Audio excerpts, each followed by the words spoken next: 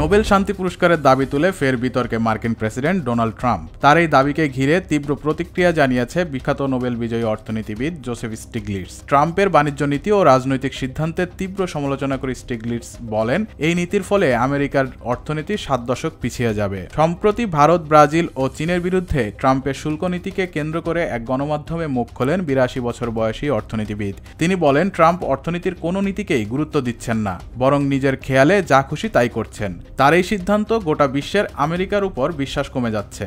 এখানেই থেমে থাকেননি স্টিগলিটস। ট্রাম্পকে কার্যত পাগল বলে কটাক্ষ করে তিনি বলেন, বাণিজ্য চুক্তি মানে শুধু একপাক্ষিক লাভ নয়। কিন্তু ট্রাম্প সেই সহজ সত্যটাই বুঝতে চাইছেন না। তিনি এমন আচরণ করছেন যেন আমেরিকা এখনো 1950 সালে আছে। তিনি আরও দাবি করেন, যুক্তরাষ্ট্রের অর্থনীতি মূলত পরিষেবা নির্ভর। তথ্য প্রযুক্তি, শিক্ষা, স্বাস্থ্য এবং পর্যটন, এই সেক্টরগুলির উন্নতির জন্য ট্রাম্প কিছুই করেননি, বরং ধ্বংসের পথে ঠেলে দিয়েছেন আমাদের শিক্ষা ব্যবস্থাকে।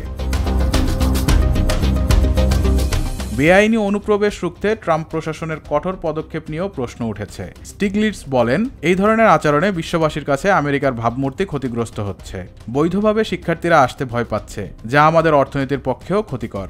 এই প্রসঙ্গে ট্রাম্পের ভারত বিরোধী শুল্ক নীতিরও তীব্র বিরোধিতা করেন আরেক মার্কিন অর্থনীতিবিদ রিচার্ড উলফ। রাশিয়া টুডেকে দেওয়া এক সাক্ষাৎকারে তিনি বলেন, যুক্তরাষ্ট্র যেমন ভারতের জন্য দরজা বন্ধ করেছে, ভারতও অন্য বাজার খুঁজে নিচ্ছে। এতে ব্রিক্স গোষ্ঠী আরও শক্তিশালী হবে। বর্তমান ব্রিক্স গোষ্ঠীতে রয়েছে 10টি দেশ। এই দেশগুলো মিলে বিশ্ব অর্থনীতির এক বিরাট অংশ নিয়ন্ত্রণ করে। রিচার্ডের মতে G7 গোষ্ঠীর জিডিপি এখন 28%, যেখানে ব্রিক্স দেশগুলোর সম্মিলিত জিডিপি 35% ছাড়িয়ে গেছে।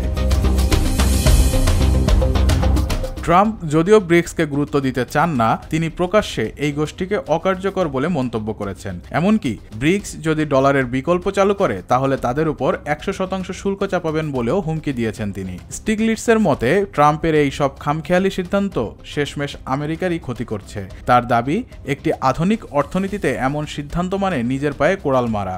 ভবিষ্যতে এই ভুলের মূল্য চুকাতে হবে গোটা দেশকে।